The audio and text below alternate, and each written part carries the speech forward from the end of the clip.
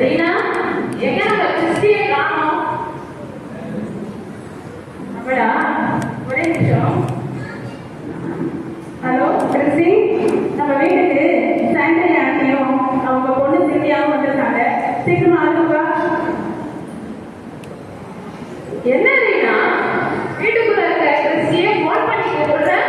நீ வேற சாண்டையா? அவன் வீட்டுக்கு ஸ்கூல்ல இருந்து வந்த உடனே யூனிஃபார்ம் கூட வாங்க மாட்டான். ரூம்ல போயிட்டு போன் எடுத்து ரீல்ஸ் பார்க்கறதும் கேம் விளையாடுறதும் எப்ப பாரு இதே பண்ணிட்டு இருக்கான். நம்ம என்னதான் பாட்டு கத்துனாலும் அவனுக்கு ஒன்றும் கேட்காது. ஹாய் கிறிஸ்டி, எப்படி இருக்கமா?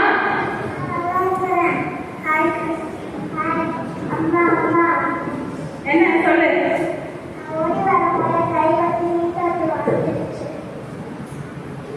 குட்டி பிசாசு எல்லாம் நாசம் பண்ணுறதுக்காக வந்து குறைஞ்சிருக்கேன். ஒரு நாள் முன்னாடி தானே ஏன் நான் அந்த சின்ன சிஸ்டருக்கு போய் கிறிஸ்டியை எவ்வளோ திட்டுறேன். அவன் செய்யற சேரத்தை தேடி இடத்துல வச்சு கொண்டு செய்வாங்க. அவன் என்கிட்ட அடிவாங்க. நான் அதே தெரியுமா? இங்கதான் நீ தப்பு பண்ற. குழந்தைங்க வந்து கடவுள் நம்மளுக்கு கொடுத்துருக்கிற கிஃப்ட். நம்ம நல்லா பார்த்துக்கணும்னு சொல்லிதானே கடவுள் நம்ம கிட்ட நம்ம குழந்தைங்களை நம்பி கொடுத்துருக்காரு. செல்வியா, கிறிஸ்டியை கூட்டிட்டு போய் பேசிடுமா?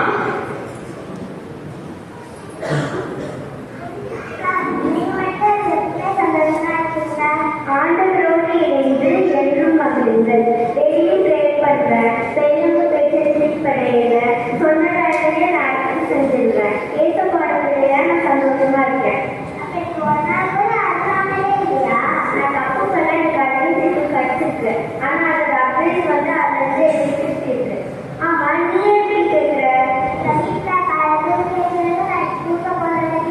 அட்வைஸ் தான்